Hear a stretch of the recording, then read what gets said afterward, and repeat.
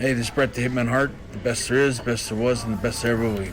And you're listening to the Smacked Raw podcast.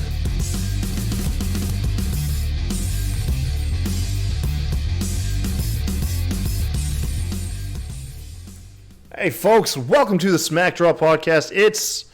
Well, you know what? Actually, Vince, this is your show, man. You go ahead, do the intro, dude.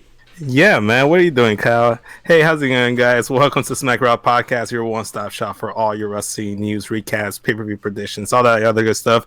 My name is Vince. I'm your NXT host. I got Kyle right here. You know, he's doing a little bit of a producer role for me. You know, I'm having some technical issues, but he's out here. He's stepping up to the plate, and I love it.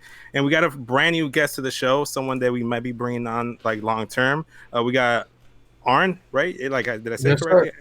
Arn, like Arn's a nurse. There you go. Yeah, so tell the people a little bit about yourself, man. Like, so what do? You got like a YouTube channel, right? Yeah. We actually, it's pretty much a little bit of everything, but our YouTube channel is actually meanjellybean Productions. We do weddings, we do comedy skits, videos. I mean, anything you name it has to do with a camera and a microphone. We're all about that.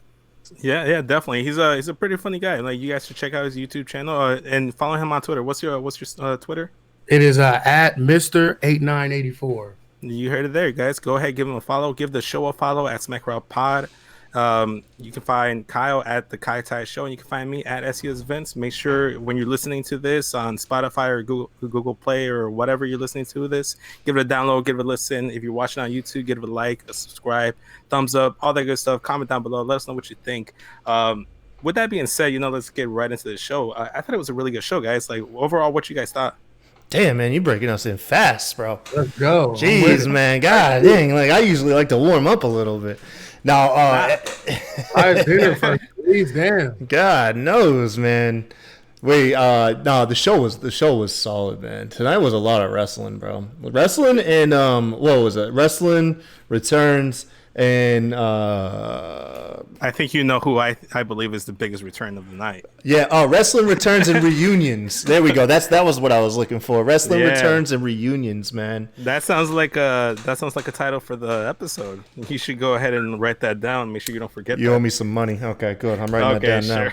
I'm not gonna lie, I was good for it all. Like, I mean, from the start to the finish, it was fire. I mean, the whole time, this is probably one of the first episodes in a long time where I didn't even change the channel. Like, I didn't even flip back and forth to AEW, nothing. Like, I was ready and waiting for that commercial to be over. And the fact they was playing the little snippets while I was on commercial a couple of times. That picture. Yeah. Yeah, picture's fire. Are you sure it wasn't the fact that you were doing the NXT podcast and you had to like watch the episode? Why you gotta dime me out like that, man? I'm just saying, man. It's my first time. You can't dime me out on the first one. Hey, man, I gotta find out if I push you off the edge, if you can come right back into it. You gotta like take some blows, man. Well, since he already put me on blast, yes, this is the first time I watched the entire episode because I knew I was going to be on a recap show. Hell yeah, man. There you go. That's all good, man. Hey, man, there's nothing but tough love over here on the NXT podcast. But I'm here for it for sure. With that being said, there was a couple big talking points. Obviously, we have a new number one contenders for the women's title at NXT Portland. We have the semifinals set in the Dusty Classic. We had a couple returns, like Kyle was saying, a couple reunions as well. We got an addition to Fatal 4-Way for the Cruiserweight belt.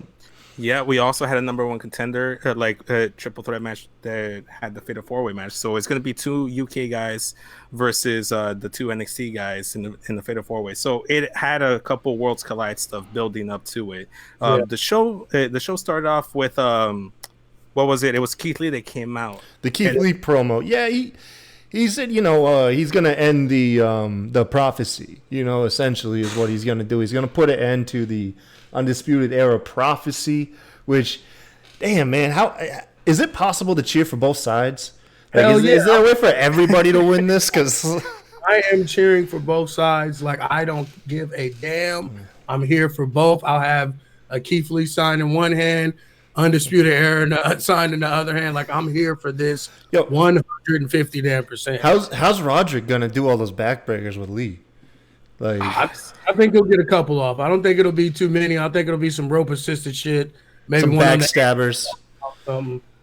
He'll get a couple off for sure. My thing is with Keith Lee, like, I just wish that they would give him a little bit more promo time, a little bit of time to like flesh out some of those promos. I mean, because he's magic on the mic and in the ring. Yeah. I think that sometimes they kind of, I don't want to say rush things, but I feel like they don't give him enough time to like give you that real like knock you off your damn socks promo that we all know that he's capable of. Yeah. That would be my only complaint. Other than that, I'm here for it all. But see, here's the thing, Arn. I'm happy where he's at right now, because if you remember when he first came into NXT, they weren't really doing anything with him. He was actually used as like enhancement talent for a couple of matches.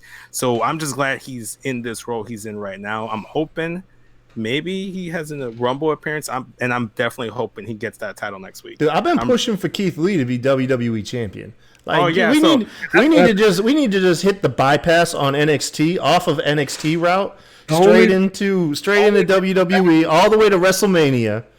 I'm down. Personally, I think that's the route they're going. But my thing is like, is he going to be another NXT casualty on the main roster? I was more concerned with before we had the AEW split, and I was on the AEW show forever. I was always the biggest advocate for Keith Lee. I was like, this dude needs to be champion yesterday. People with ties there, so there's a couple people they should have scooped up before NXT.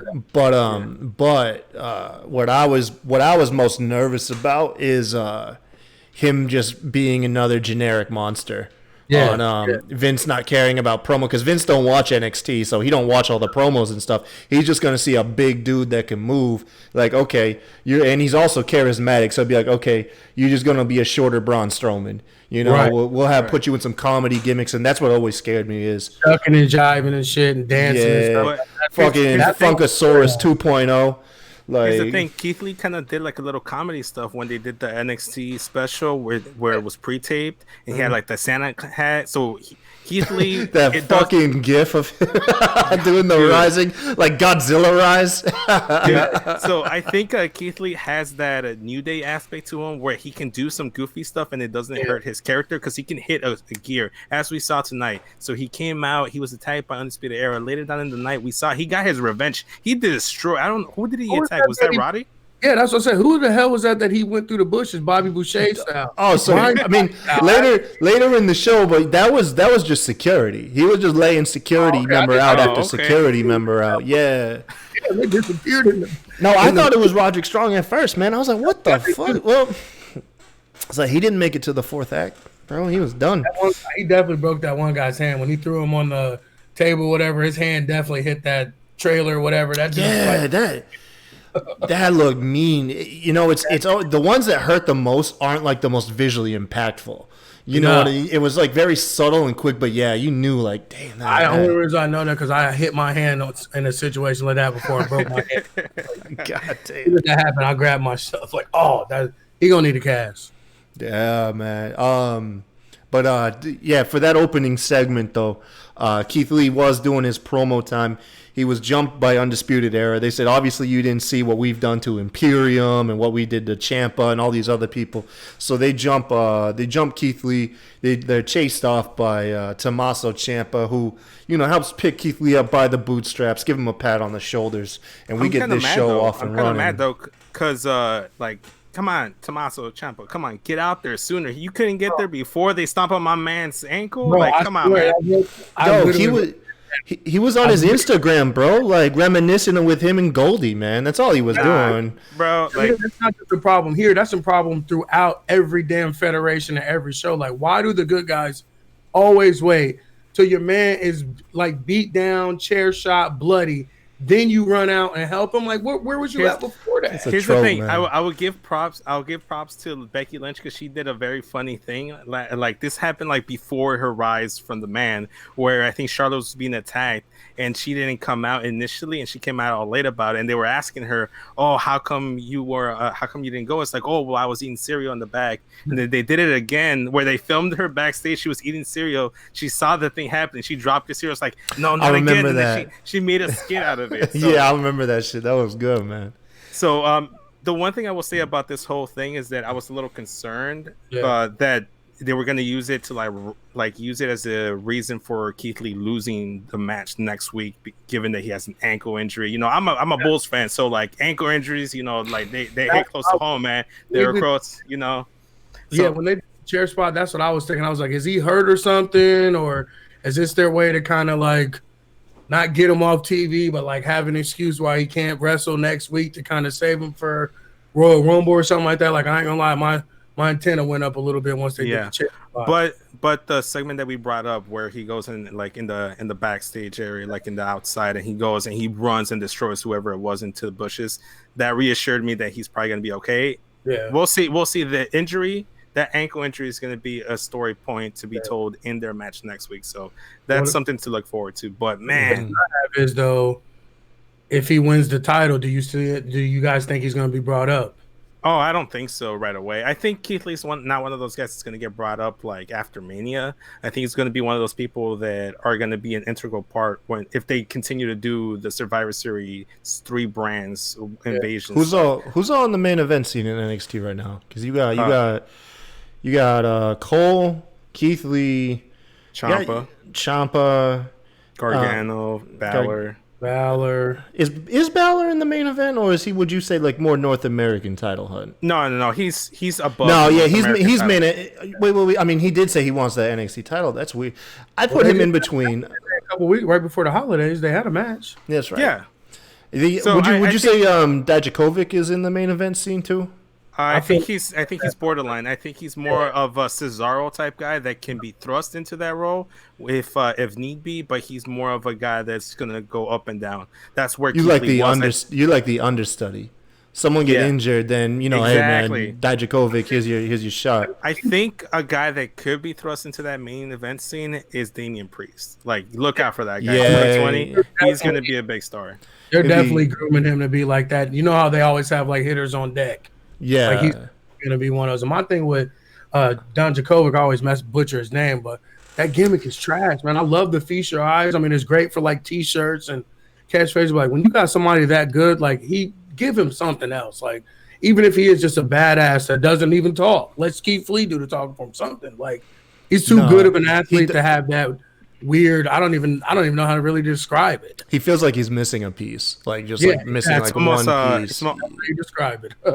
I feel like had he continued down that path, had Keith Lee not blown up the way he did, they would have continued in the path where it was Keith Lee and Dijakovic making the tag team out of their rivalry they had, and it was it was a makeshift tag team, just like in the next match we had. Man, we had the Broserweights. Like I was so against this pairing when I saw the names. You're skipping. Webster and Andrews took on Pete. Oh wait, never mind. Sorry. No, yeah, come on. My bad, Man. My show. bad. I know what I'm doing. Give me some props. He's on track. I took notes. Yeah. So I have mental notes. It's all up here. It's underneath the ball cap. I'm not saying so I have them all right there. But yeah, it was the Broserweights versus Flash Morgan Webster and Mark Andrews. And now, were these guys did I hear this right? They're the inaugural NXT UK tag champs? No, I think they won the young vets were. They were runner-ups. Yeah, so they were runner-ups. I think they won they're former tag champs though. They won the titles before. Lost them here recently. I want to say they lost them to Gallic or however the hell you say their name. Yeah, they were on last week. Yeah, I know who you're talking about. Yeah, Coffee Brothers and Wolfgang. Yeah. So so first off, the first thing I want to say is kudos to Pete Dunne and Matt Riddle for doing something that I didn't think they could do. They sold me on this tag team. I thought the characters were too distinct, too different to make this work. But it's more of a like the stoner that's really cool with like the one serious guy, and he's like, I guess why not? And they like the promo that Matt Riddle cut where it seemed like he was high last week, and then the entrance, the combination, and the main thing I always say. And I heard this on the New Day podcast, and I'm glad they brought that up, and I'm glad they agree, is that I don't really see you as a legit tag team unless you look like a tag team with matching gear. Well, look at if you have your phone on you, look at the image I sent you, man. You already got the tag team. You got that out? The screenshot I got of that, junk? Yeah, that's the tag team right there, man. Put a silhouette on a t-shirt. Yeah. I did my whole tweet about that. And the crazy how we are on the same wavelength already and we've never met before. Like I literally had that wrote down. Like you are not a tag team unless you got the same gear and you look like one. And these are my two favorite by far. So like this entire match, I mean, it was a fire match, but just these two dudes together, I'm 100% wrap it up, put it in a bow. I'm here for it. Hell yeah. No, they stole the show too. Arguably, I think the crowd were at their loudest during this match, man. During the third act of this match. I think this match just like stole the entire show, and Yeah. nothing against everything else that happened because there was a lot of great stuff. This is the best thing on. No, the show was full of A's, and this was an A plus. Yeah. Oh, this was definitely A+. Yeah, my thing is, it's crazy how like you saw how like kind of smallish Matt Riddle looked when he was on SmackDown and everything, and then compared to those two guys, like nothing against what is it, Flash Morgan, and like they put on a hell of a match, but I mean those guys were small. Yeah, but here's the thing. I thought this would have been like almost like no contest, like they would have put on a fight in the show, but it would have been more of the Matt Riddle Pete Dunne show. But no, it was pretty even, and it was basically the story of a well established, fully functioning tag team and two great wrestlers that are learning the ropes. And I love how not only were they matching gear, like they were wrestling and doing tag team moves. The finisher. Yes, I was like trying to come up for names for it. Like how did they have such crazy moves already? Like that was this match blew my mind. Like I don't even know what to say. Yo, like, NXT got some of the most talented in-ring performers like on the planet. I'm like absolutely. Like, I love that match so damn much. Okay, so I think the name that one of my friends on Twitter, he called it the final the final bitter end, because it's the bitter end leading into his final flash. So the final bitter end, we might get a better name out of it. Somebody put the last bong hit. Hey man, I like it. Overall, like we can't really like go and move for move in this match because we just sit here for a whole hour just talking about it. Yeah, we can break this match down. If you're gonna if you're listening to the show, man, if you're gonna go back and watch only one show from this week's NXT, this is the match. You know, I mean, hands down, not taken away from anything else, but this is the match, especially that third act, man. If you broke this down into three acts, man, the crowd. I actually thought that Flash Morgan or whatever. I really thought that they were going to win that match at a couple points. Like I can honestly say that. Like it really felt like they were going to win that match, and that's surprising to say, but I definitely felt that a couple times during that match. Yeah, the crowd chanting tag team wrestling. Yeah, you know. I'm glad you brought that up. So a lot of like, obviously, there's this whole air quote on Wednesday night war between AEW and NXT, and one thing that AEW can hold over NXT is their tag team division is leaps and bounds better than theirs. But I would argue, I saw this argument, and it's a very fair one, where a lot of NXT's great tag teams were brought up abruptly to main rosters. Street Profits, Viking Raiders, a lot of like you name them, like the revival, man. I see this a lot, but if you be honest with yourself and look at that roster, what besides the Lucha Bros and like the Bucks, like is there really that many more great tag teams at AEW that it may have started out or you may have thought it was going to be, but I mean, really, LAX is still like one of the best tag teams on the planet for me. I forgot the Inner Circle. And then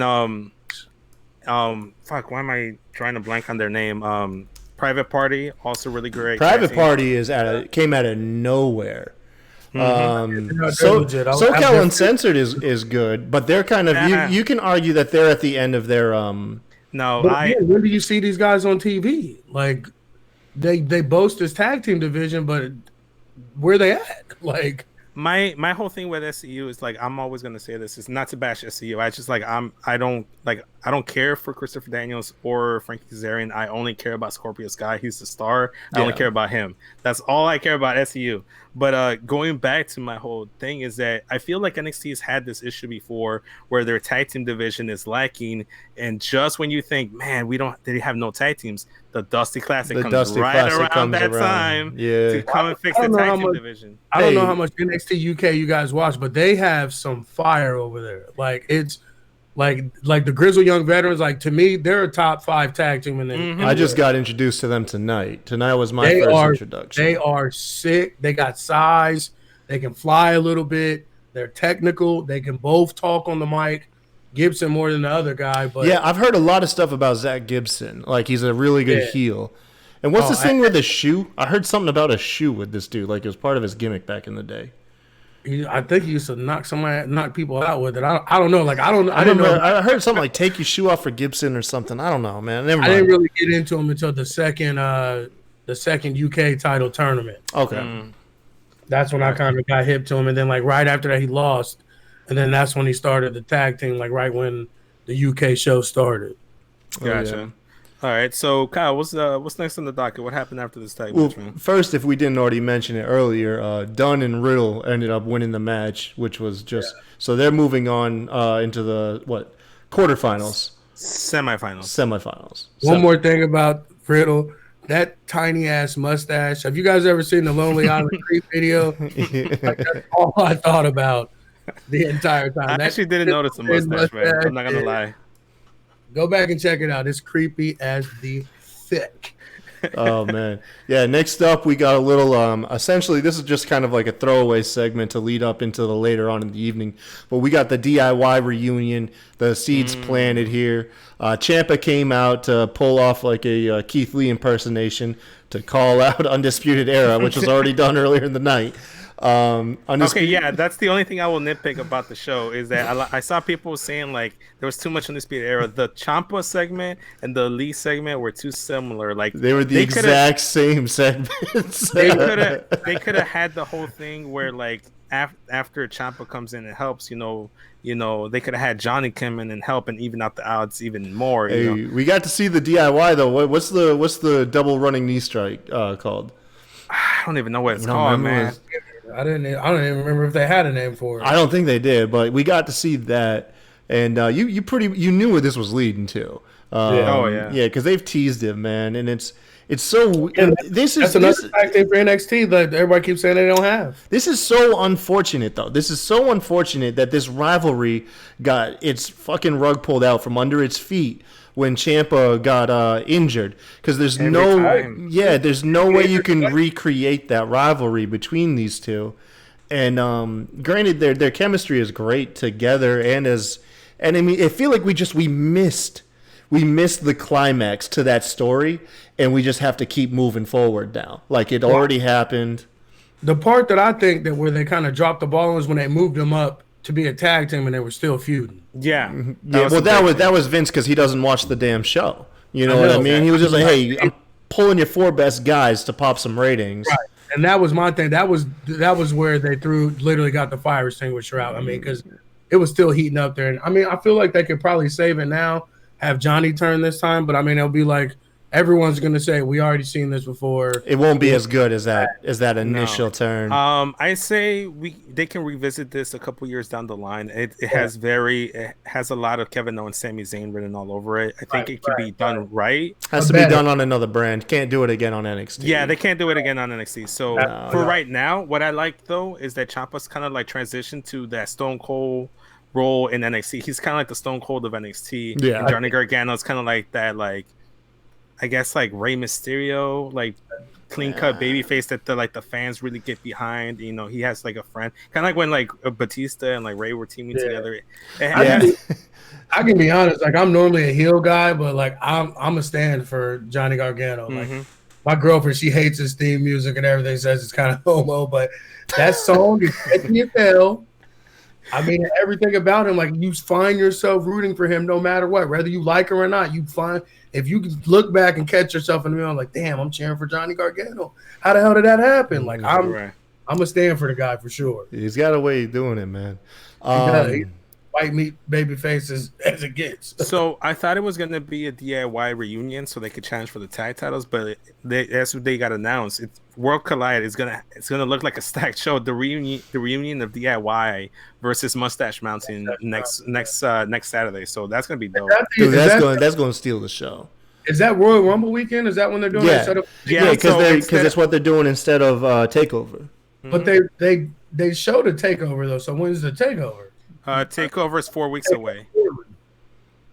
So is that just going to be a standalone one then? Mm-hmm. Oh, okay. So yeah, I got me confused. I was like, wait, hold up. Which one is You can't. I'll tell you right now. You can't do a takeover before Royal Rumble. You can't do it. Like honestly, the Royal Rumble needs to be protected more than WrestleMania. To be honest with you guys. They did that last year, and Cole and all those guys were kind of banged up. Well, what I mean is NXT is outdrawing the pay-per-views that follow it. And Royal Rumble, I mean, if you really think about it, Royal Rumble's the number one pay-per-view of the year. To me. Think so, I think it's the one I look forward to the most. Yeah, that's what I'm saying. So I think it's a great idea to have Worlds Collide because it's not as renowned as the takeovers. So people are more likely to pass on Worlds Collide, and it'll give Royal Rumble a little extra shine instead of because I'm telling you, whatever follows Takeover is going to have its shine taken away. Takeover is going to outperform. Have you seen this card? Like this card I know, no, believe me, I know, but I'm telling you, the fact that it's not labeled Takeover is people are going to sleep on it. I bet you. I really think people will sleep on it just because it doesn't have the Takeover name. I agree with that. Yeah. I agree with that. My thing with Royal Rumble is I feel like even though WrestleMania is supposed to be the Super Bowl and the granddaddy, but to me, Royal Rumble is the only one where I know my friends that don't watch wrestling, they come to my house to watch that one. Hell yeah. It's the Battle Royal and stuff. Like, it's the only one they ever watch. And that's something I actually want to bring up too, because I was actually having a conversation with my brother. Like, he's not a hardcore fan anymore. He's more of a casual fan. Like, if it's something that interests him, like he'll sit down. And he said himself, he's like I like watching WrestleMania, but like I'll sit for like a match or two. It's just too long for me. Yeah. But the Royal Rumble is the pay-per-view I always like watching. That match never changes, no matter. Or you can stop watching for like 10 years and you can watch that Royal Rumble and you get it. You get it, even if like you don't know the guys. You get the match and like you get the concept of it, and based on crowd reactions you can get behind the guy. Like, no, I'm pretty sure there was a good like maybe 25% of the audience when AJ Styles debuted at the Rumble didn't know who he was, but the reaction got them invested in AJ Styles. That's still the biggest Rumble pop in the last 5 years, and that took place in 2016. Well, my thing is what it is too. Like I said, when my friends come over, like that time that they give you in between people coming down, that's when I get to explain who the next guy is or who the guy is that's in there now. So like I'm commentating for all my guys that don't watch it and shit. But like I said, it's the one I know for sure. My friends that don't watch wrestling at all, they will watch Royal Rumble. Like you said, WrestleMania, it's too much. It's too long. I love it. I watch it, but for a casual fan, like Royal Rumble is definitely the one. You know what I've mastered with the whole WrestleMania day is I started off with the kickoff show. I have it planned the entire day. I have like the two TVs set up where I have like a splitter where it's transmitted on two TVs, so people that are in two different rooms can watch it. And I just invite everybody, hey, come over at 4 a.m. Eastern time. And then you can stay till whenever you fucking want. You know, stay until like you want to. You can crash on my couch. I don't care. And we make it kind of like a chill day. Yo, you know, like you realize you just said you invited people over at 4 a.m. Yeah. What motherfucker is inviting people to his house at 4 a.m., bro? I'm in. No, man. You want to come to my house and watch wrestling at 4 a.m.? Bitch, I got a family. Like, but I mean, come on, Kyle. If you were a single man, you take me up on that offer. Hell yeah. But you know what I meant, like 4 p.m. You know, I have everybody come over in the afternoon. Everybody just chills. There's like a group, like there's like 3 or 4 different groups of people. And then it just interacts. It's just like a party, and you're always watching it. And then the big matches, everybody's like more gathered up and huddled up. So that's the way I do it. That's how I've mastered WrestleMania for me. And Rumble, I just sit there and just a watch party, man. But let's talk about, before we keep moving on the show, I do want to tackle on Worlds Collide for a bit, because I have a theory that a lot of people are saying that maybe it might be not just NXT versus NXT UK going forward, that this actually was a concept that was during like WrestleMania Fan Fest, like the whole weekend thing, where it was like a random ass tournament. They've had a couple. I think this might be like the 3rd or 4th one that they've done. Yeah, so this is the first one that they're televising live and then making a pay-per-view out of it. And what it might be next time, so the next Worlds Collide, you might see like SmackDown versus NXT, or Raw versus NXT, or Raw versus SmackDown. And I feel like that's this Worlds Collide gimmick is going to work, and it's going to be like a Big Four thing, where it's going to be the Saturday before a Big Four pay-per-view. And I think that's the perfect. I got a question for you. Is it just missing a multi-man tag match to be just the off-brand Survivor Series? Pretty much, yeah. It's Survivor Series without a multi-man tag match. It's the same concept. Undisputed Era versus Imperium. Damn, it's Survivor Series, bro. it's fucking Survivor Series, man. Yeah, I ain't trying to take the piss out of it, because I bet this is going to be so good, man. My theory for it is, I think they're setting this up because they're supposed to be opening up performance centers in different places. Mm-hmm. I think this is going to be how they incorporate once they get. I think the next one's India, and then they were talking about maybe Mexico. I think I heard Japan. I heard Japan was the big one they were trying to get. Man, they got shut down. They were trying to buy Noah. Noah wouldn't sell to them. Yeah, that's what it was. Yeah, Noah was like not for sale.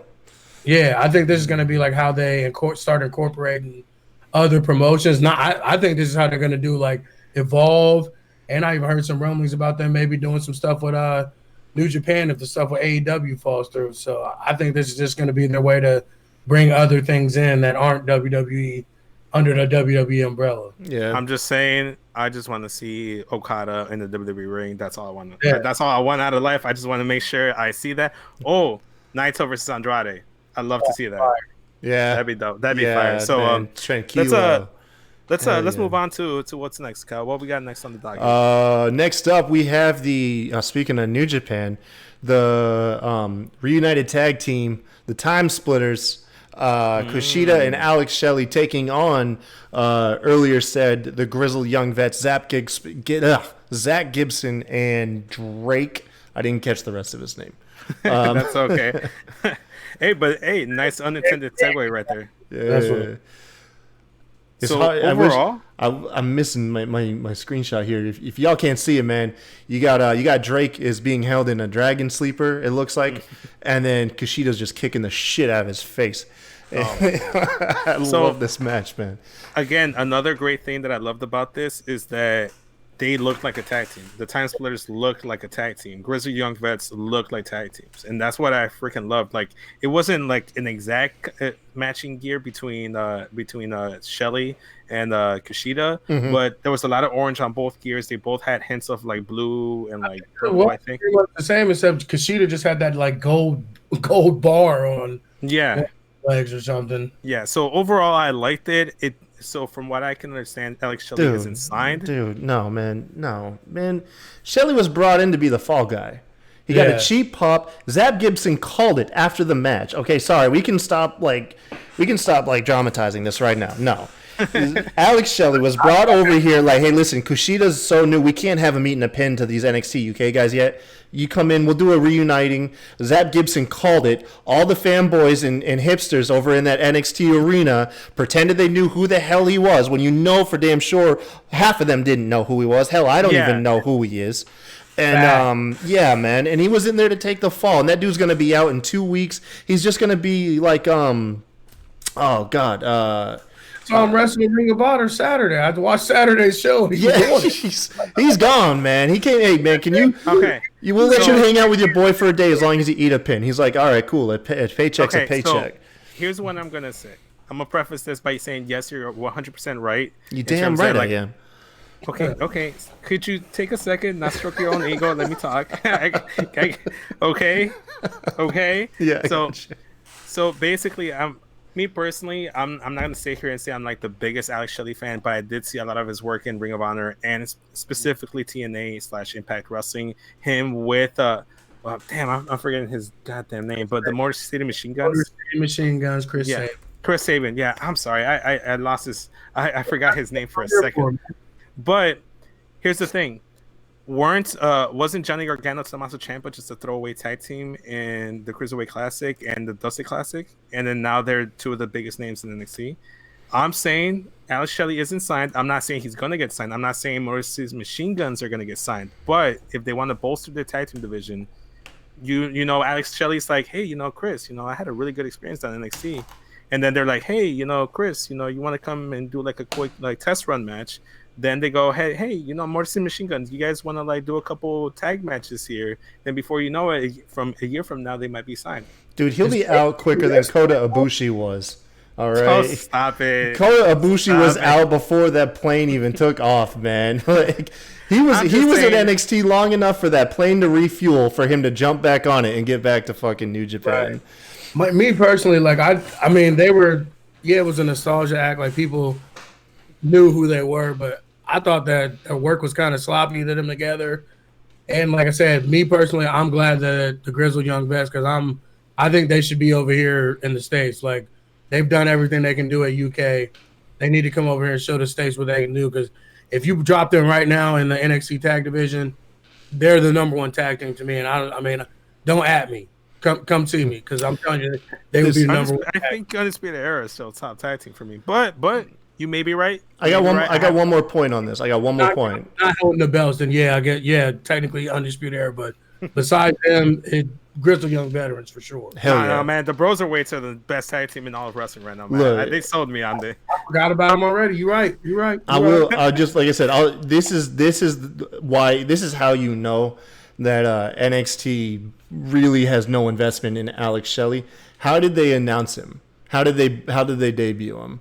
It was just a freaking graphic they threw on the screen. The Time Splitters reunite next week. Graphic. There was no like mystery partner grand debut. You know why it wasn't like that? Because then the audience wouldn't have time to prep themselves to do their research.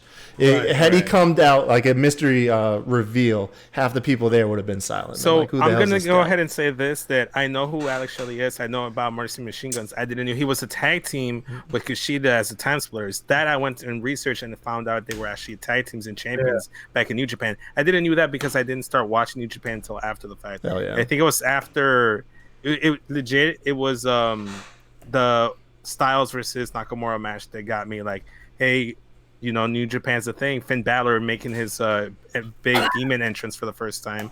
That was like what got me like my eyes open to NXT, to New Japan, my ears open. And then after like Okada Omega #1, after that I'm like, yes, New Japan is a company I need to pay attention to. But I'm not going to sit here and pretend I knew who the Time Splitters were. So you're right, Kyle. So thank you. Honestly, all right, I'm done playing around, man. I had fun watching them. You got to add drama to the shit, okay, man? Listen. And they've done this reunion thing in Ring of Honor. I'm almost positive they did with them two getting back together. I think so. I think they did. All right. So overall, though, going back to this match, though, the last thing I'm going to say is that another great tag team match. I thought it was solid. It wasn't as good. Like you can't follow like Broserweights versus like Andrews and Morgan Webster. You know, you just can't do that. They couldn't do it, and it was solid. It filled the role. It was surprising for me because I thought they were going to do like a little sentimental thing where they're like, oh, you know, Time Splitters. You know, they're going to keep moving on, and then they're going to lose to Imperium or something, but. They went 50-50 with NXT UK getting two teams advancing and NXT Prime. I didn't see them winning. I'm gonna be honest, I didn't think they were gonna be the Time Splitters at all. Like I was happy that they did though, for sure. It was more me of I don't watch NXT UK like that. It's mostly like I'll watch a match here and there, like on one of their takeovers or like a big match that everybody's telling me about. But for the most part, I don't keep up. So that's just me not having the knowledge, knowing that they're like. I'm not. Don't take me as an NXT UK expert, but I'm a few episodes behind. But for the most part, like I know the main players there, and like I said, like I've been on board for the Grizzled Young Vets since the first takeover I've seen them do. So right, hell yeah. I liked what I saw. This was my first experience now, and it was awesome, man. Yeah. So after this was it the triple threat match or what? Well, yeah, but we have something like I'm gonna go to you, Vince, and who the hell's Robert Stone? Like, oh, okay. So yeah. basically, Can you fill me in on this, man? I saw him last week recruiting Chelsea Green. So he's a former Impact guy.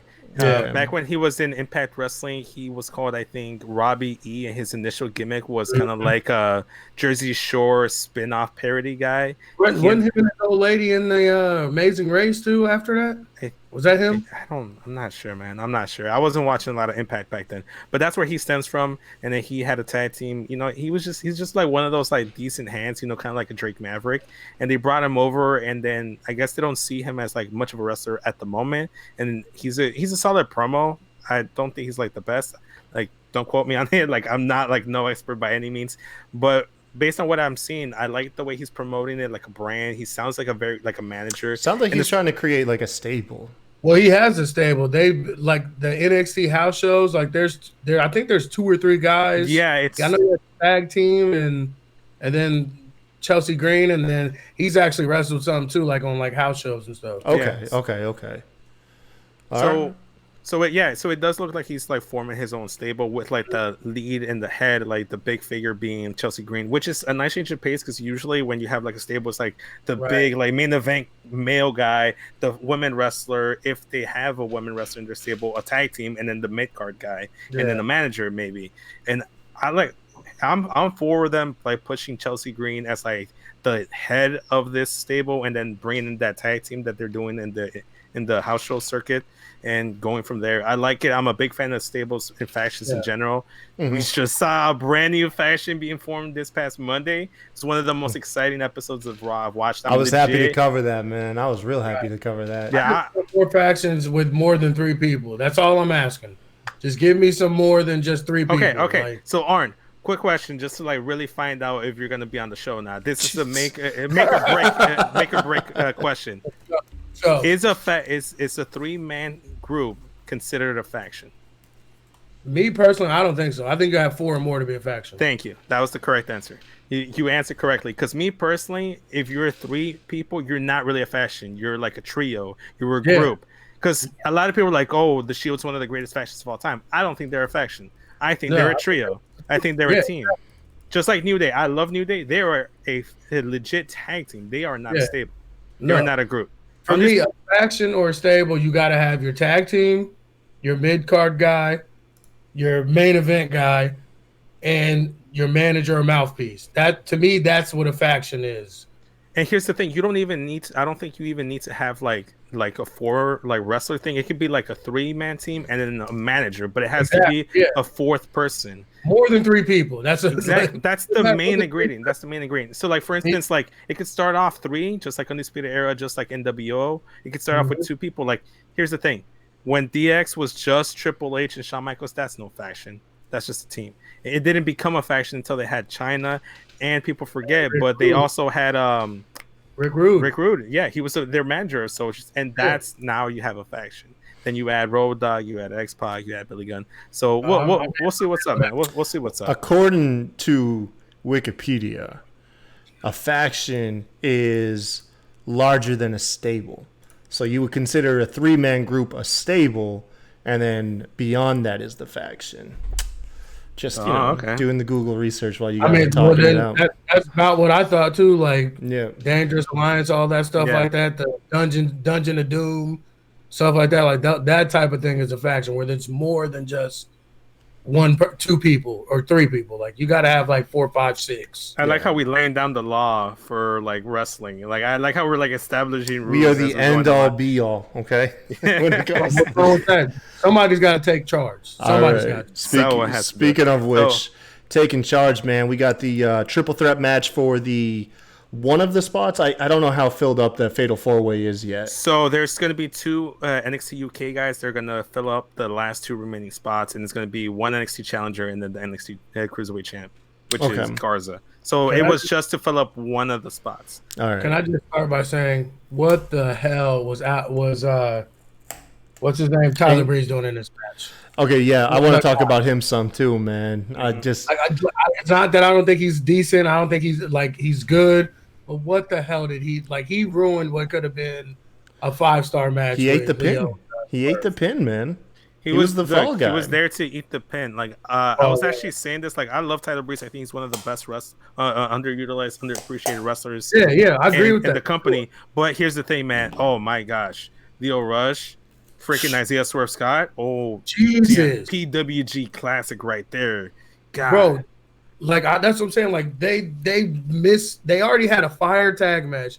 I feel like they missed an opportunity to have a great one-on-one match to make this show something that people are talking about the rest of this whole year. Like I think they missed a grand opportunity to have 2 5-star matches in 1 2-hour show. Like that doesn't happen. But here's the thing: I don't think it was a bad match. No. I don't want to sound like I'm shitting on the match. Hell no, like, this was good. That match was dope. The one thing that I will say that Tyler added to the match was, I think out of all those 3 guys, Tyler Breeze is the most. Tyler Breeze is the most over guy in Full Sail Universe. Yeah. So he brought the fan interaction. Here's the thing: you and I Leo Rush and Isaiah Swerve Scott. Some people in Full Sail may like it. Yeah. They may put on a really good match, but the emotional investment came with the addition of Tyler Breeze. Dude, he's been in NXT what feels like for fucking 10 years. He is the godfather of NXT. I think he's the longest tenured person there. Yeah, now he's an old man. He's the OG, you know. So here's my thing. It's like I was kind of disappointed that he was thrust in this, so he can take a loss. I had so many hopes when he came back to NXT. I was hoping he'd get back to that NXT title picture or a North American title picture. His feud with Velveteen Dream is one of my favorite feuds of the last year. I thought they were really good. I can say I like that too. Like I didn't think I would. I was like, man, but like I said, I think he can work. Like you said, he's over as hell. And my thing is, I think he's one of the most underrated heels that NXT or anybody ever had when he was on his own, doing his own thing. Like to me personally, like Dolph Ziggler's a copy of him. If you really think about it, once Dolph Ziggler turned heel, like he was doing everything Tyler Breeze was doing in NXT. And to me, one thing I will add is because I like the Fashion Police, I like Breezango, but I think it'd be better off for them to be separate because Tyler Breeze as a singles act stands out way more. He's not a comedy guy.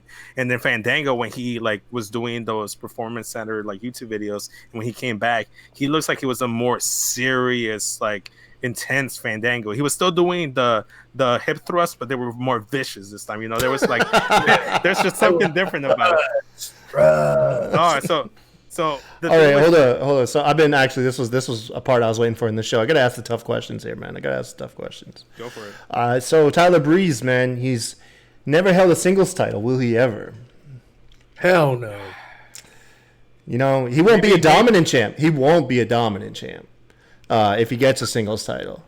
There was a point in NXT where there wasn't really anybody down there, like that kind of lull between. I think it was like maybe before Kevin Owens and them got there. It's a shame they didn't have that North American title earlier. Yeah. He would have been like a 2-time North American champ by now. But so look how long he's been around. Hold on, man. Look how long he's been around. He's been around for years. That dude ain't touched no singles gold.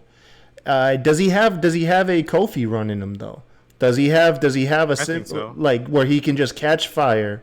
Not on main roster. No. But he can catch fire for like a month or two. Get him that belt.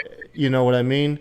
We just said literally the most over person in that match. Like if they find the right person for him to have a program with, to where he is undoubtedly the person to cheer. Like no matter what that other person does, he's just not gonna get cheered. If they can find somebody to put him in a program like that, I mean, you saw it. Like with those amazing guys in the ring, he was still the over person in that match. You know how you spoke on Dolph earlier? Remember the program him and Miz had where he kept losing to Miz, and then so he put his career on the line, and then that got him the biggest babyface. That's how I could see it. You get him in a rivalry, he cannot win. He brings up the decade-long stretch of being titleless, now directionless. You know what I mean? You could do it like that. I mean, you can build them up almost like where you do a thing where like 2 years from now he's still like titleless, winless, and kind of like a Tommy Dreamer run in the original ECW. He never held a title until like the very, very end where they needed to put the title on him, and he didn't even want the title then. And here's the thing with him is that he can still get tag team gold down the line. Mm-hmm. I can see him winning NXT tag title gold, SmackDown, Raw, whatever. If he goes to main roster again, I can see him maybe getting the US title run. You know, just like if Cedric can be put in champ, 24/7. Sorry, bro. that's the most likely title he can probably get right now. If he stays in NXT, however, and he stays in this cruiserweight division, he can have a Hurricane / Gregory Helms run, where he can be one of the most dominant cruiserweight champions by just being so different than what other cruiserweights are doing, where he's just more of a mat-based technical kind of guy. He's not out there doing flips and stuff, so he's out there being more of a cerebral wrestler. I can see it, but then again, I'm a big Tyler Breeze homer. You know, I'm a big fan.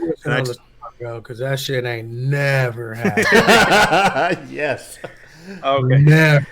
All right. Well, enough crushing my dreams. Let's go back to this match. Tyler Breeze did lose. He took the pin to Isaiah Swerve Scott, and I gotta say, man, that finisher, beautiful. One more tough question I brought up from this. What What's the more believable move? A Canadian destroyer or a standing Spanish fly? Destroy. Oh, believable in terms of like what would kill you or not? No. What move do you suspend your disbelief less for? Because they're both crazy. All right, they're both bonkers. I would say it used to be the Canadian Destroyer, but in 2019, both AEW and NXT did a great job of ruining and canceling that move for me because everybody's doing Canadian Destroyers. When Dustin Rhodes is out there doing Canadian Destroyers, it's done. It's done. It's become the new super kick. No, but what I mean is, okay, so both of these moves, if you like I said, if you're breaking kayfabe, the opponent's the one who does it to themselves. So which one is more believable? Which one? Spanish fly right now for me. You think so? Because, Spanish fly? Yeah, just because I feel like the Destroyer has been diluted too much. But I'm talking the standing Spanish fly, not the top rope one. Even without the fact that you got to do the Destroyer, like you literally see the person that's taking it like do the flip, prep themselves for the flip. The Spanish fly, you can at least see like there's people that do that kind of like it can happen fast. Cradle suplex kind of, so you can kind of get that, and you can kind of like, all right, that's just a variation of. But the Canadian Destroyer, like you would literally see the person bracing themselves, pushing off. And like it's literally a tag team move on yourself. And by the way, Dusty Rhodes gets a pass whenever you have Ricky Morton doing it. Okay, Ricky Morton's the worst one. All right, leave Dusty alone. Okay. Adam Cole and them are going off the top rope. Believable. Oh man. Yeah, Swerve wins. Okay, man. Sorry about that. Sorry, Vince. No, you're good. Going back to this, one thing I want to point out is that I think NXT did a disservice to Angel Garza because I'm like the biggest Angel Garza fan. If you don't know it, just check my Twitter bio. I will tell you. But I think they did a disservice to him because he's at that stage where he hasn't completely like mastered the English language yet, and it's not his first language. He's kind of like in a Nakamura phase where he can say a couple stuff. Like there were times where they were asking him questions and he couldn't get the words out, and it was just coming off bad. And I don't know if someone in the headset told him after commercial, like, hey, just talk in Spanish, just reply in Spanish, just try to be charming.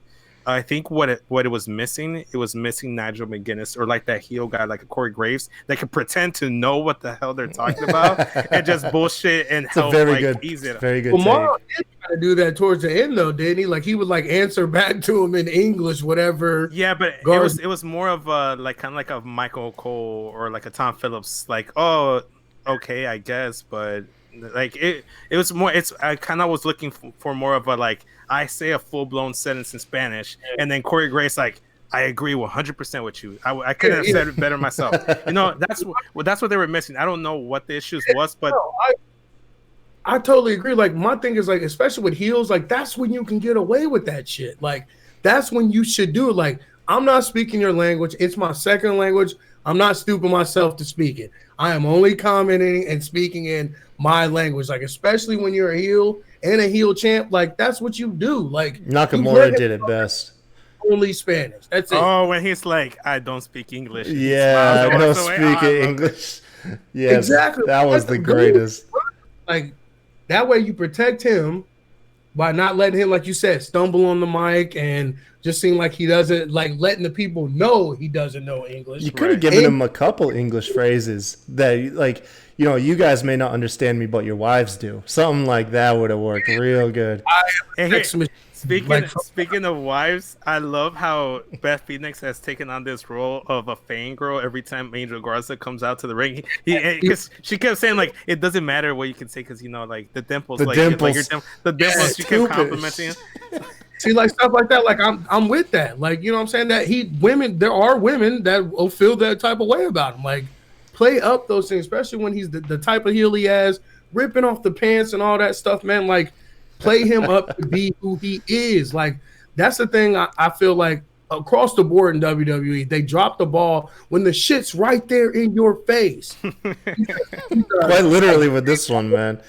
He's like a playboy, like beautiful fucking man, who doesn't speak English. So don't let him speak English. Just let him be who he is. Exactly. People are still gonna love him, still follow him, and gush all over him. Notice how that's something they were struggling with Andrade too, and then they eventually realized just let him speak in Spanish, and then Selena will try to translate a little bit of stuff. Like Andrade doesn't even try to speak English anymore. Well, he shouldn't. What's the point of having a manager and a mouthpiece? He shouldn't be saying a fucking word. Yes, he should thank you.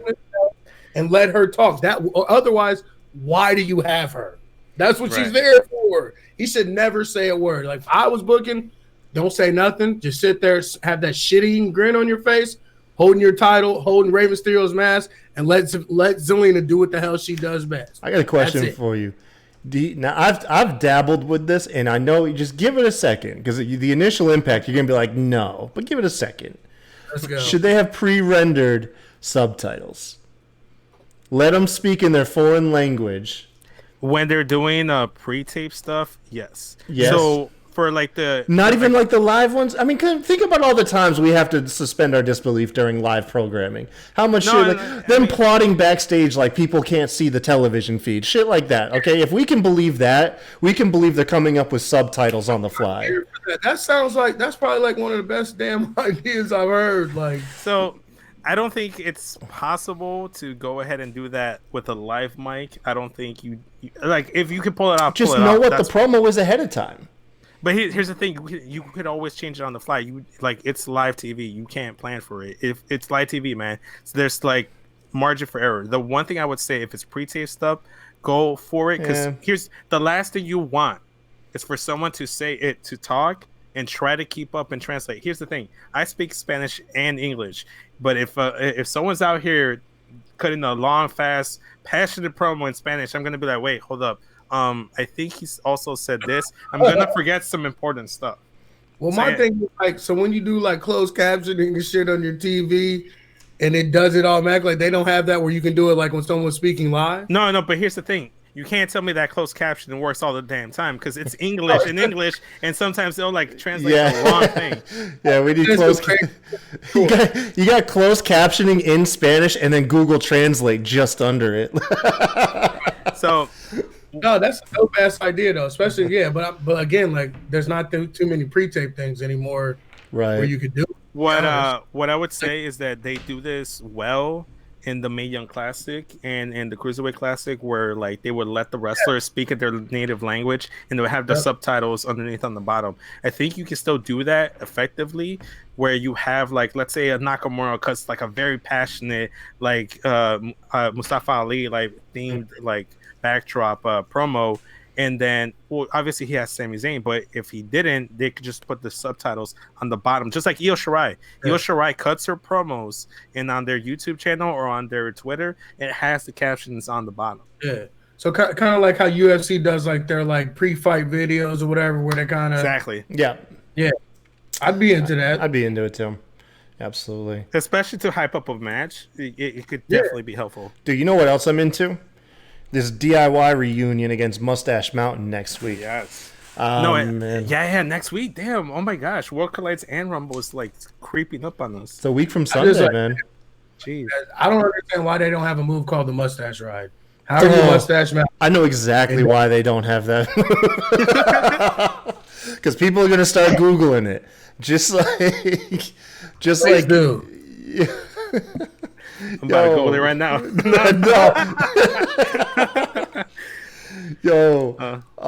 Just like whatever. You remember that when they were doing the women's revolution and they named Paige, Charlotte, and who was it? Like Sasha Banks, I think it was. Oh, yeah. It was Becky, Charlotte, and they Paige, named them the Submission Sorority. And kids started Googling that shit.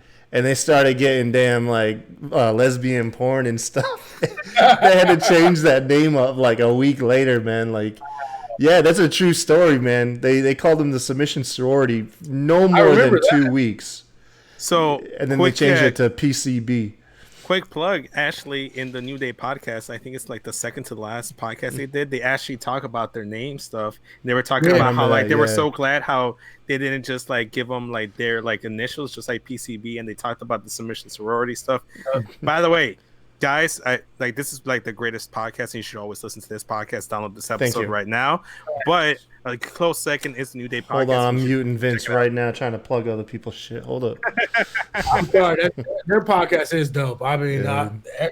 because they tell the truth. Like it's not like it's straight shoot shit. That's why I like it. Oh yeah, I love it, and they're just telling the story of like how the New Day came about. I hope down the line we can just have offshoots, podcast where we just talk about the happenings of going in Raw. Once we make it big, Kyle makes The it out happenings there, of going in Raw the happenings of of the on Smack Raw. Smack Raw podcast. You know what I Fuck's meant. sake, man!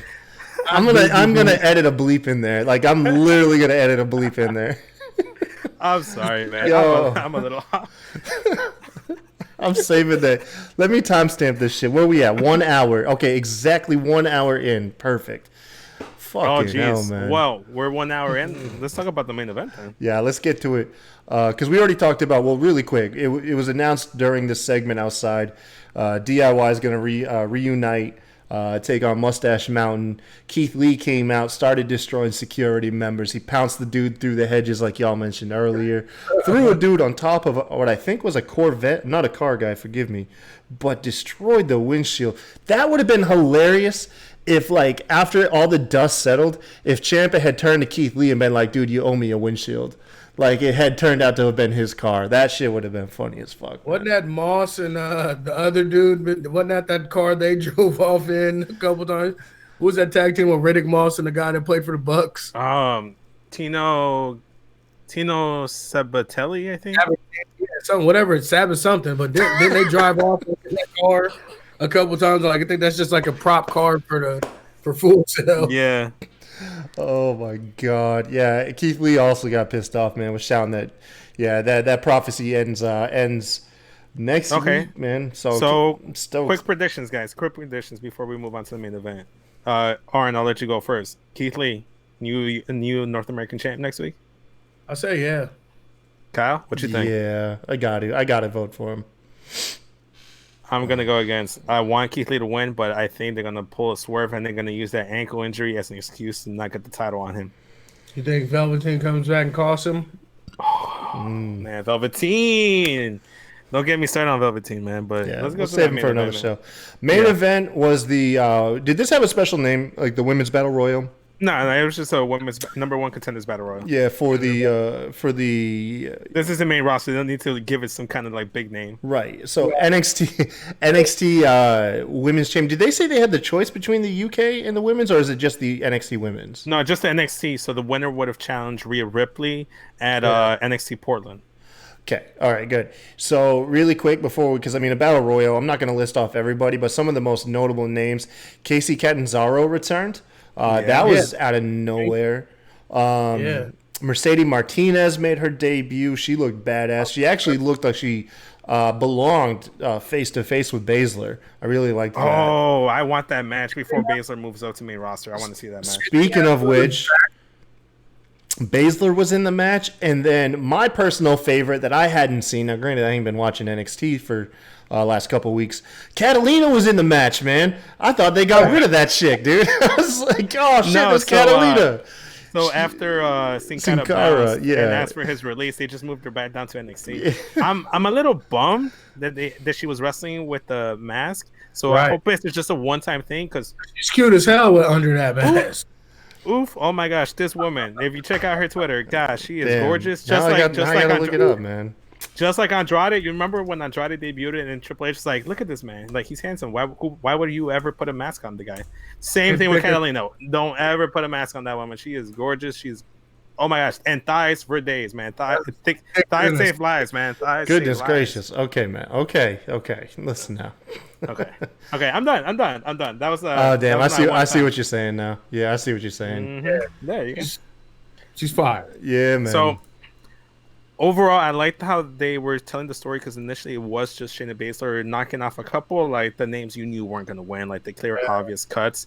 Then eventually, at one point, it does get to the final four. It was Baszler, Bianca, Io, and Tegan Nox. Tegan Nox was cost her opportunity by Dakota Kai, so that feud is going to continue.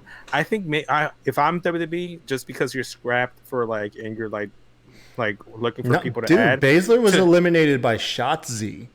Oh yeah, I was getting to that. So I was actually Yeah. gonna say that Dakota and Tegan Knox, they should play that up again in the Royal Rumble. They should be in the Women's Rumble, both of them, and have that story play out and like fill up 2 spots. But I loved how we thought it was the initial 4. It was a great momentum thing for Shotzi because she goes out there and eliminates the former women's champion. It's a great rub for Shotzi. There's a lot of great things looking for Shotzi. Where is she from? Like, I know I've heard some stuff about her and stuff, but I don't really know who she is. So, in the initial Tough Enough, back where like Velveteen was Patrick Clark, she was Yeah. the redhead girl that was disqualified because of injury, and then Okay. so then she goes to the indie scene, and remember she had that whole conversation with Lita where she's like, if you really want to do this, go out there, do the indie scene. You know, she was giving her like a pep talk. She went out there, she did the indie scene, the Midwest and the Californias around the states. I got to see her a couple of times. So, and she wrestled a lot here in Chicago. So I got to actually see her a couple like. I got to see like maybe like 2 or 3 of her farewell matches for a couple promotions. And yeah, so she's really capitalized. She's come into her own. I like her whole like catchphrase, like "Who's your daddy?" I fucking love it. I like it. I think big things are coming for Shotzi Blackheart. She has a very what's the word I'm looking for? She has kind of like a Becky Lynch vibe to me, where she's like a scrappy underdog that eventually is gonna rise to the top and get that top title. I've seen a lot of people on like Twitter and stuff like losing their mind over it, and I was like, I don't even know who the hell this is. She's You unique. don't think this is gonna be like when Maven eliminated Undertaker at Royal Rumble, do you? No, it's not. Maven got the piss beat out of him after that. I think she may get destroyed by Shayna, but here's the thing: the difference between Maven and Shotzi Blackheart is Shotzi Blackheart is actually a good wrestler. So they were both on Tough Enough, except Maven actually won the shit. Yeah, but that's a different day. No, that's not a real comparison. No one take me seriously with that. I'm over here just trying to think like what else did Maven do? Like, because honestly, I didn't even remember. I thought it was he eliminated Undertaker, then Undertaker broke him into the business, but then he couldn't draw. That was his biggest issue. They tried. That's the thing with Shotzi. Like you don't even know who she is, but like you look at her, she feels like a star. Did any Tough Enough winner like actually like No. That's the thing. It's the curse. It's just like the Madden cover curse. Hey, now. If you went tough enough, Shaniqua, that dominatrix act, man. Come on now, don't tell me that wasn't. She was a star, man. Actually, the only one that won tough enough and has made a name. Josh Matthews, and he ain't even a wrestler. No, goof. He didn't win tough enough. Yeah, he did. No, he didn't. John Morrison. No, Josh Matthews won, man. Didn't he? No. He was in it. Josh Matthews Tough Enough, man. No, I think that's the same one that Maven won. You think? I think it is. Oh, I think it is. No, I think you're right. See, I think Maven was John Morrison was a co-winner with someone else too. So John Morrison actually is a former Tough Enough winner too. It was like Matt Campanelli or something like that, wasn't it? I guess the guy that had the brain. He hurt his brain. He had to retire. I don't know, man. You talking like deep like Ruthless Aggression era, and I was barely starting off watching Wrestling Weekly, like I want to say like 2003, 2004 on SmackDown. I wasn't keeping up with Raw, so names I'm drawing a blank on, man. But that's what his name was. He he was really good. Like I said, he co-won it, and they had like big plans for him, but he ended up it was either too many concussions or he like either had like a brain tumor or something, like real problems, and he never really got to like live up to the potential of him winning and stuff and everything. Gotcha. I think Josh Matthews though is the most successful wrestler from Tough Enough though. He's undefeated. The Miz? No, Josh Matthews is undefeated though. He's 2-0. Anyway, let's he's go 2-0, bro. Because Kyle's over here spinning nonsense. He's 2-0. Come on, man. Okay. Anyway, moving on. Segue. Back to this. Like Shotzi Blackheart goes ahead, eliminates Shayna Baszler, and Bianca Belair eliminates her. It's down to Io Shirai, Bianca Belair. At these two stole the show. I was at the edge of my seat. I wasn't sure who would win it. In the end, Bianca pulled it off with like an amazing elimination. My heart broke as Io's feet hit the floor. Yeah. But I'm happy for Bianca. I think she's the perfect first opponent for Rhea Ripley. Yeah.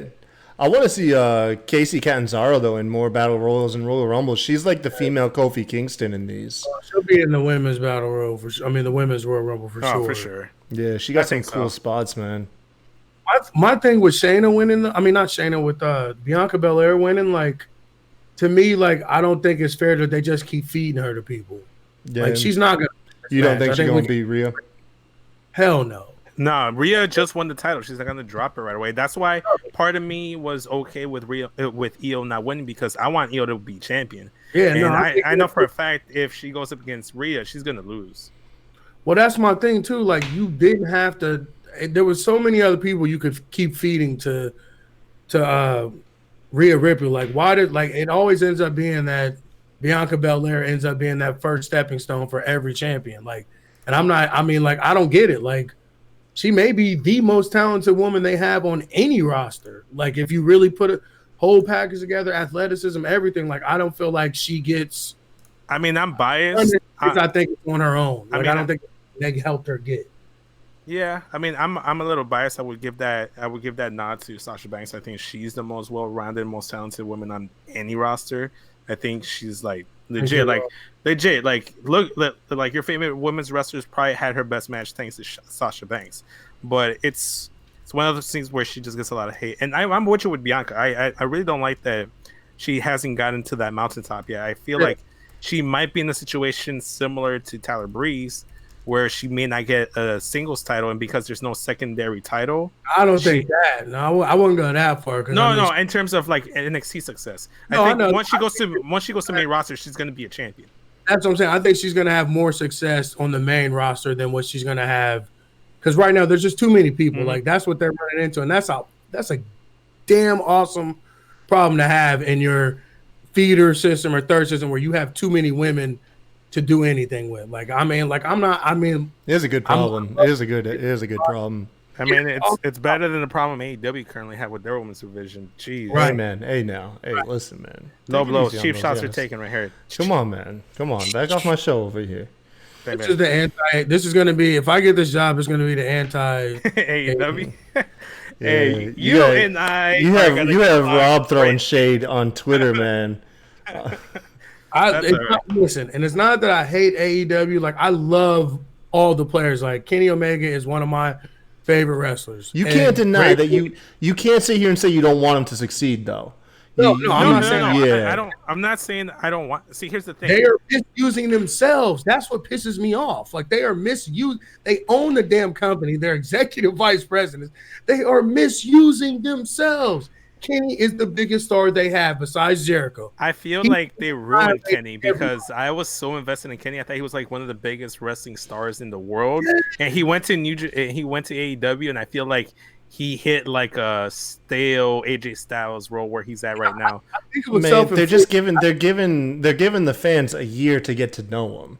Yeah, you know that's all it is, man. They're giving people a time to get to know him. For my part. What I'm saying is now you've reached that point where the crowd's starting to turn on you and you're losing that goodwill faith that they give you starting out. Oh, no. There's plenty of like fanboys over there that like will like come at you with pitchforks and there's no in between though. There's either like super fanboys or straight haters. So that means they're at the point where they got to kind of get that in the middle. And the only way to do that is to light Kenny on fire and send him through that entire damn roster. Okay. Jericho, all of them can fucking get a V trigger. So one thing I'm gonna say, and then we're gonna wrap off this AEW talk. Yeah, man, because this is material for another show right here. Yeah, that's all right. But so this is a teaser for a special episode. Yeah, we might be doing that. I had some ideas cooking in the works. We might be doing something, Kyle. But last thing I'm gonna say is that I'm not critical of AEW because I want them to fail. Yeah. I'm critical of them because I have high hopes for them and I think they can do better. Yeah, it's more of a, you see that they're trying, but it's like I'm hard on you because I love you. Okay, that's why I'm hard on you. Exactly. I want what's best for you.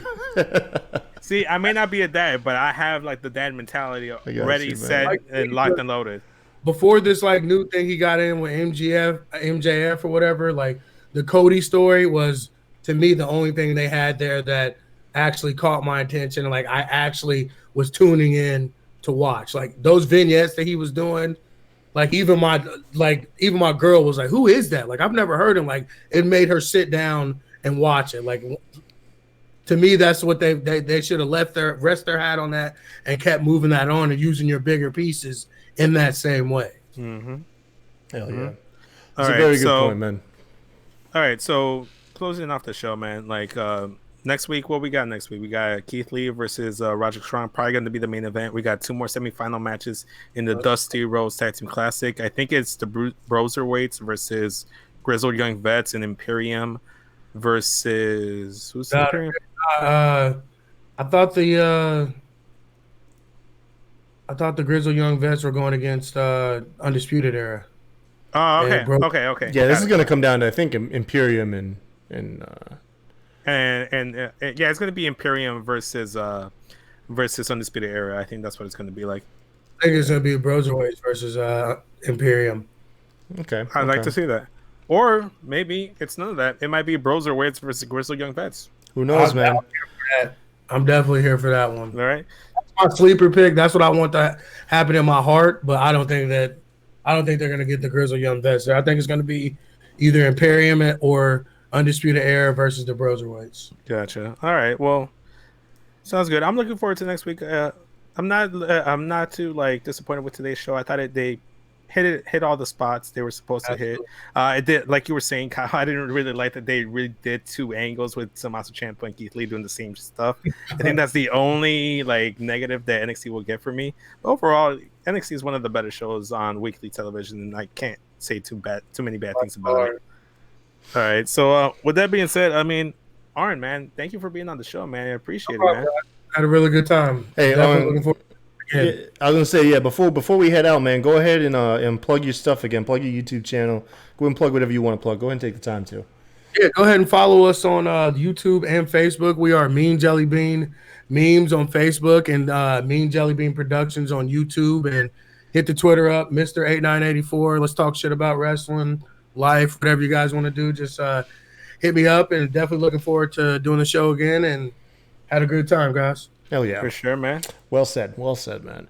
And then for you guys who want to catch up with the SmackDown podcast, we do already have an episode up for AEW. So if you want to see what real wrestling's about, you can go ahead and watch that video. Way to bury the NXT podcast. You never coming on NXT again. Get out of here. Yo, you can catch out Sebastian's show SmackDown. Already? See what? Are we set up a long-term feud already? It's a slow burning feud. It's going to pay off at the WrestleMania reaction show. Oh man! In all seriousness, though, check out Saturday night when Sebastian throws up his SmackDown review, and then of course I'm always doing the Raw shows on Tuesday mornings. Next week we also have our throwback episode that should be going up Sunday morning. We're covering WrestleMania 2000. Vince is wait, is it WrestleMania 2000? Royal Rumble 2000. Thank you. Royal Rumble 2000. Come on, man. That's the second time I've said that tonight.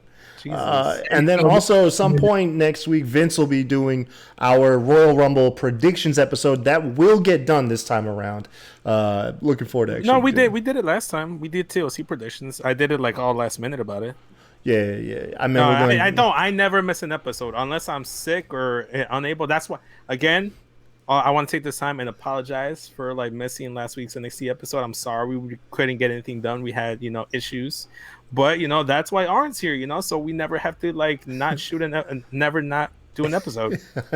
So we got that going. I will be dropping the predictions episode Saturday morning, Saturday afternoon. So it gives you enough time to watch it like a good 50 or 75 times before the Royal Rumble. We can go ahead and do that. I might be dropping some YouTube content with you guys, like some Rumble entrant predictions. So fingers crossed I can get the video editing stuff on that done. And yeah, so I'm looking forward to more YouTube content, and keep an eye out for our underutilized series that we're going to bring up, and look forward to more Arn in the future. Like, even if he's not a member of the show, he's a great friend and a guest that's going to be brought back down the line. Definitely looking forward to it, fellas. Appreciate you guys giving me the shot. Anytime, man. Until next time, man. Thank you for watching the SmackDown podcast. Peace. Later, guys.